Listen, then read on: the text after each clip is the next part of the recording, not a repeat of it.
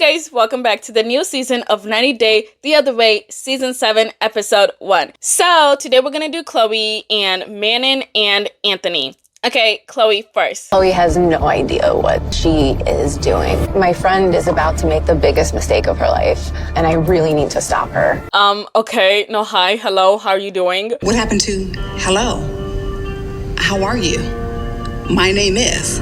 What happened to that? By the way, that is how her episode starts. Anyways, we meet Chloe. She's 23 from Massachusetts. Her mom practically gave her whatever she wanted, and the girl is spoiled. I work with my mom as a sales rep, and it's always been my mom's dream that I would take over her shipping and logistics business. My life was already set on a path. Money, security, comfortability on a silver platter. And then on vacation in Aruba, I fell in love with a man on a pirate ship.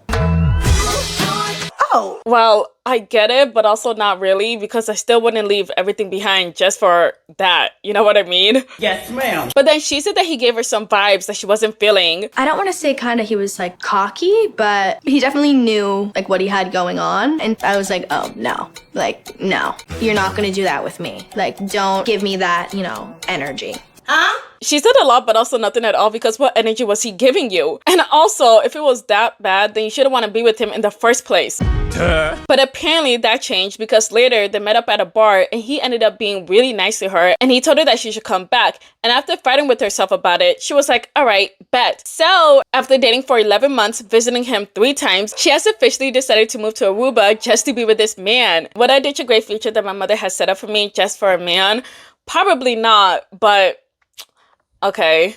Do you, boo? I think living in Aruba will be challenging, to say the least. I have always grown up, when I want something, I kind of get it type mindset. And now I'm gonna be in the middle of nowhere in this tiny little sandbox. That you decided. Nobody's forcing you. I actually don't even know what I'm gonna do. We don't care. Her mom thinks that this is crazy and she's moving to another country for a pirate. And she's like, no, nobody wants to work at 9 to 5. And she's just gonna wing it. Like, are you serious? Yes. Your poor mother. You know how much I sacrifice? I feel like I'm getting robbed, you know, in a sense. I worked so hard so that she could have opportunities, and she's leaving those opportunities behind. You know, a much harder life, and that's not what I want for my daughter. Right? Her mom asked her if she's gonna be happy with not having her $80 face wash and now having to deal with cold showers. And you guys, she just doesn't care. I'm leaving a 6-figure job with my mom. 6 figures?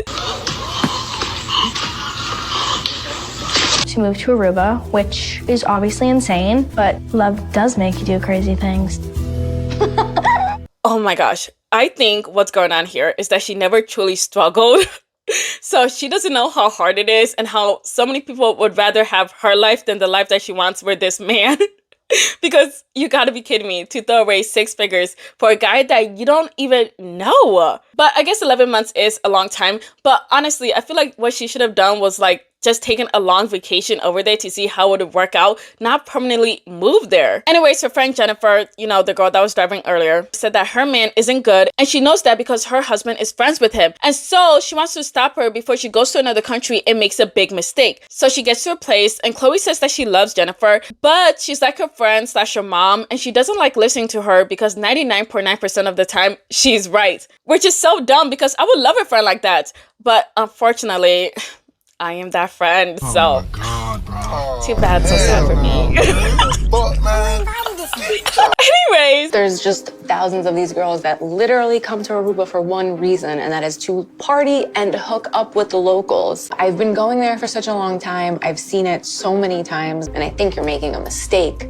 Yeah, it's true. She said that she's worried that she's living her life for him and he hasn't showed that he's even faithful towards her. And Chloe then admits to us that one day she thought that he was going on a boys' trip to Florida, just to find out that no, he took this girl out there for her birthday. Am I shocked? Hell no. But then she said that they talked about it and he told her that he and that girl have an open relationship. So does that make Chloe the side chick? Because you have to be in a relationship to have an open relationship. And yeah, Chloe would be the side chick then. And I just said I honestly don't understand it, because that's not how I do things. He just said, like, I really do want this to work. I made a mistake. It seems like he definitely jumps from females. He's got a long history. When you say it like that, it sounds bad.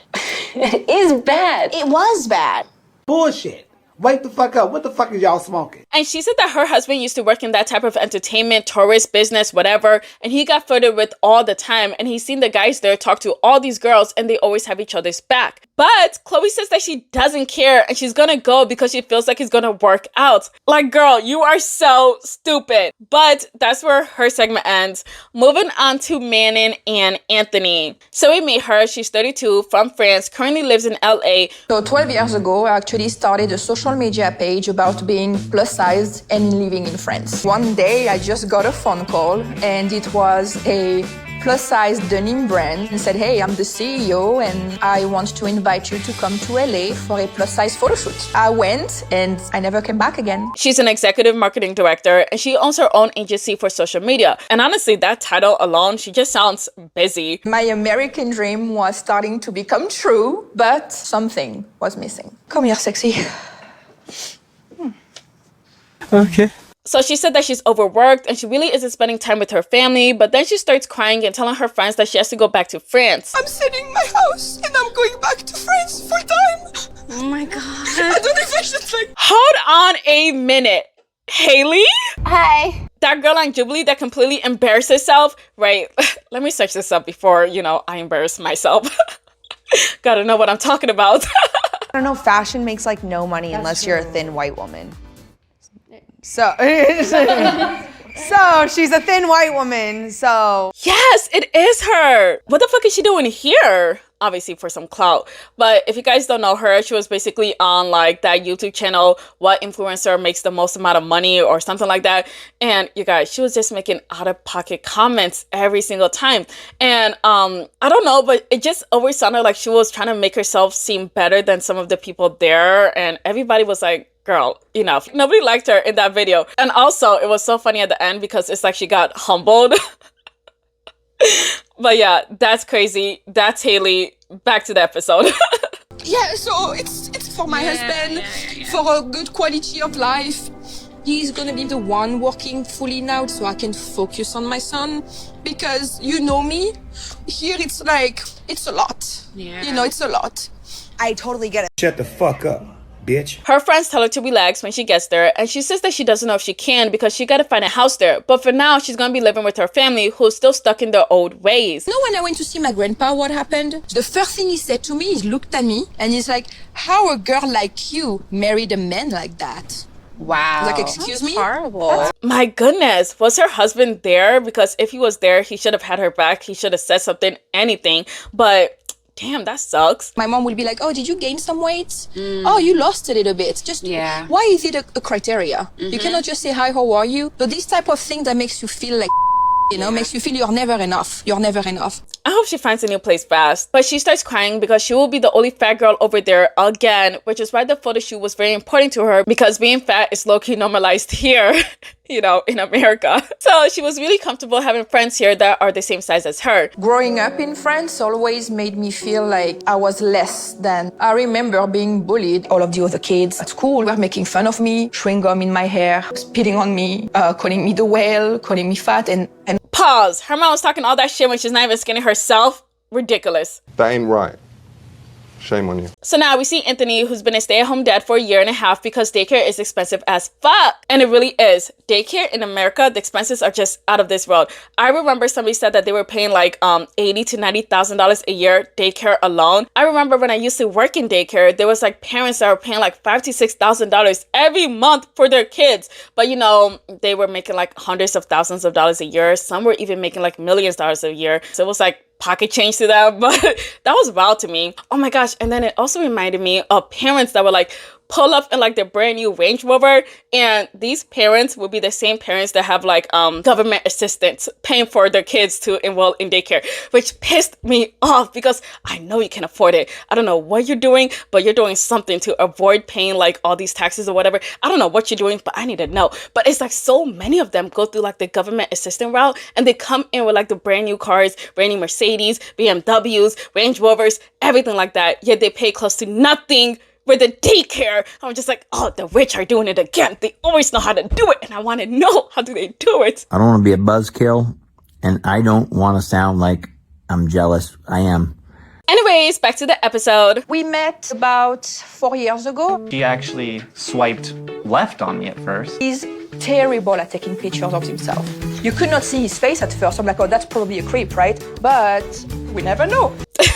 Shake the phone, it goes back on the profile, and I'm like, oh, actually kind of cute dog also. But he said that he knew that he wanted to marry her after the first date, and things went by really fast after that. 1 month after their date, they moved in with each other. 6 months later, he proposed. They eloped 7 months later in Vegas. A year later, they bought a house, and then they had a baby, and they did this all under 3 years, which I think is pretty good. It makes sense.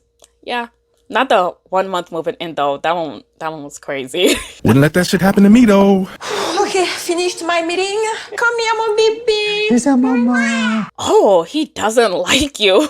I had to go back to work after giving birth 8 weeks later. Because how are we going to pay our bills? It was not just a 9 to 5 where at 5 I'm done, I can shut off my phone. I was running my agency, I had my social media business, and on top of that, I had a corporate job. Damn, that sucks. She said that his entire routine is with Anthony, and she feels like she failed as a parent, and she really wants to have a bond with her child. I really cannot stand that he's just always into you.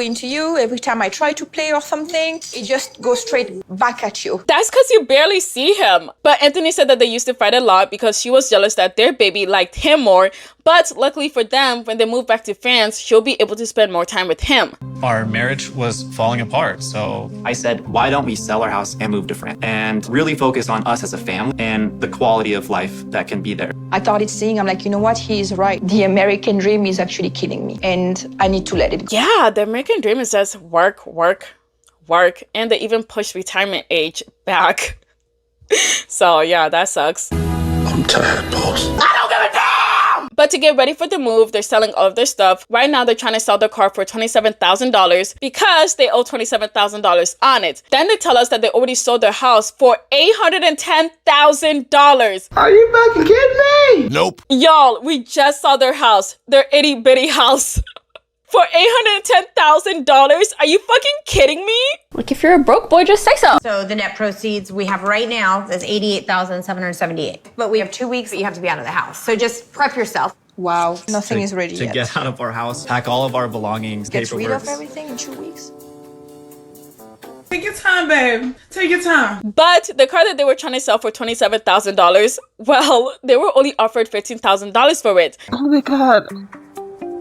Oh my Lord, 15K? We owe 27. Whoa, No. it's something I to don't just work take now. a step back and to consider. Yeah. It's something. Try to help you out the best we can. No, for sure. Thank you. I appreciate it. We're but I just looking at can't. our options. Okay, gonna go in bed and cry. Thanks. So she gets in the car and she's mad because she isn't trying to lose $12,000 on this car. And they don't have a lot of time because they only got 2 weeks left and she doesn't want to go to France broke. And he's like, broke, we just made a lot of money on our house. And she said that there's a standard of living that she wants to uphold in France. So yes, they are basically broke right now. Broke, yeah. That, because there's nothing coming in, it's only coming out. That money is not even enough for a down payment in France. I'm not going to rent anymore. I'm not going to have a house that's way smaller or something. We are not going there, bro. Anthony said that they're going to be living with their parents rent-free. She's going to be working part-time. He's going to be working on his French and hopefully find a job where, you know, he doesn't have to speak much. But Manon doesn't look convinced.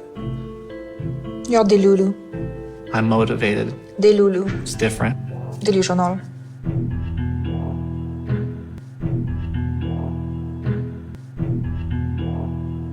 I mean, he's very optimistic and yeah, I like that. I feel like she could do better doing that. Please. I hope so. But she's mainly upset because she used to struggle financially and her parents used to be poor. So she isn't trying to relive any of that. But Anthony doesn't want them to go all out and he's fine with making enough just to get by as long as they're happy. My version of happiness is spending time with you, spending time with Ben, a roof over our head, being able to pay our bills. That's why we are going completely apart, because what brings you happiness is not the same as me. And we have actually very different ways of seeing life now. I want more. Oh my gosh, girl, what he's saying does make sense. But she says that she doesn't like it because it's just way too comfortable and it makes her feel like they could be in danger at any time. But he gives her a reality check that her wanting more is why she doesn't have a good relationship with their son. It's also why she is resenting him for that, why she's having mental problems, why she's always stressed out, and why they're on the brink of a divorce. You know what? I'm gonna say it! Like, just find someone who just is like you then! Why do I always have to compromise what I want, who I am and stuff? Why? Because your focus on that dream is why we're here. I'm sorry if I'm someone who's driven in life. I think Manon needs to go to therapy, like for real. But he says that it hurts him whenever she says that they aren't compatible, but he really loves her, so he really wants to make this work. But it's the next day, and they're gonna meet up with his family to tell them that they're gonna move to France. So they show up, he tells them, and his dad is like, Shut the front door. you know, white people phrases just crack me up. Oh my gosh, what's another good one you guys have? I had to look it up, but I like this one. Newsflash, buddy. Listen here, pal. For Pete's sake. Who's Pete? Back to the video. All the white folks were like, what is going on here? That's huge. That's huge. That's a huge. Yeah. So his first words are going to be in French? No, his first word was brandy, okay? Yeah. Is this like a... But his mom is like, there is still time for you guys to change your mind. And they're like, nope, we're moving. And his family doesn't look happy. Damn, that sucks. But he said that they're doing it to help them out as a family. And his sister's like, you guys have been having a hard time. This seems like it's going to add more strain to your relationship than, you know, actually helping you guys out. And he's like, no, we're going there to be a family unit. And his sister's like, well, I hope it's not just a band-aid. And that pisses off Anthony. Sarah, we're united in doing this, and you're kind of starting to push my buttons a little bit. So just quit with the whole, like, trying to, like, push us apart still. I'm not trying to push We're doing you this apart. to stay together. I understand okay? that. You sure about that? Nope. Sarah's like, I don't hear any work going into place and there's no solution. And Anthony's like, this is our solution. We think it's best for us and our family instead of, you know, staying here and destroying our marriage. Or do we actually go to France and make it work? I mean, No. Sarah's like, me and Manon did talk about how things weren't going well for you guys, and I'm not trying to drive a wedge in between you guys, but the conversation that we had was really hard for me to hear. And so Manon says that she was just in a bad place with her marriage, and she said that stuff because of all the tension. But did she ever say that she wanted to split up with Anthony? And Sarah's like, yup, you sure did. Bitch, quit being messy. No, Manon, when you talked to me and you said sometimes being with your brother makes me feel like I want to die inside. Sarah, just let it go. Those were her words. Those were not mine. Okay, we don't need to... And What, you probably repeat her? called everyone in the family to say that, right? Yeah, you're gonna piss me off, Sarah, right now. Because, like... Sarah, let it go. Just... Yeah, let it go. Sarah, girl, you shouldn't have said that. But Manon's like, girl, did I say I want to divorce? And Sarah's like, yup, you sure did. And Manon goes, what the fuck are you talking about? So his mom is like, well, I think what she told you was in confidence. Sure was. It sure was. And Manon said that she doesn't even remember saying that, but if she did, then whatever. All she was trying to do was create a bond between them by sharing how hard it could be, just for Sarah to throw it back in her face. Take it this and way. that bond It's was fine, Sarah. real, but that is why No, I don't think so, I guess. Oh, because look how you use it against me right now. You just said I didn't say that, but then you also just said I was trying to I create may a bond have by said to you saying how that. it Do was not hard. speak over me right now. Okay, get out of my house. Okay. Addy, I'm done. I agree. Get the fuck out of here. Girl, bye. Anyways, that's the end of their segment. So far, I really like Manon and Anthony's segment. Chloe, I feel like it's just gonna piss me off. She's already pissing me off, but I'm gonna blame that at her young age. We're practically almost the same age. But I was really stupid at that age too. That's like a year ago. That's the end of their episode, and that's the end of this video. But wait, I need to give a super thanks to 5 super thanks. The first one is Barbara Morgan. Thank you. You're not my scrapbook again. Esteban Lanes. Thank you. You're also my scrapbook again. Dollar Mike. Thank you so much, Mike. You're not my scrapbook again. JR. Thank you. You're not my scrapbook again. And last but not least, Birdie Peachy. Thank you. You're not my scrapbook. Thank you so much for watching. Please leave your thoughts in the comments below. Please like, share, and subscribe. Thank you. Bye. Bye. So in yesterday's video, a lot of you guys really liked Jessica for some reason. So if you want to, you can continue calling me that. I don't mind, I guess. And also, you guys were saying like, oh, my English is fine, it's fine. Yes, thank you, you guys. But the main reason why I'm so insecure about it is because it's not like I just came to America, okay? I came here like 20 years ago. And that's my problem because I came here so long ago, and it's like it sounds bad to me, and like my mom always corrects me on my English, my little sister corrects me on my English. It's just like it's my grammar that sucks. But you guys kept saying that, oh, it's not bad, so you know that helps me. Thank you. Now I don't feel as insecure about it. You guys are just so nice. Anyways, yeah, I think that's the end of this video. I have to go pick up my little sister from the train station. So bye.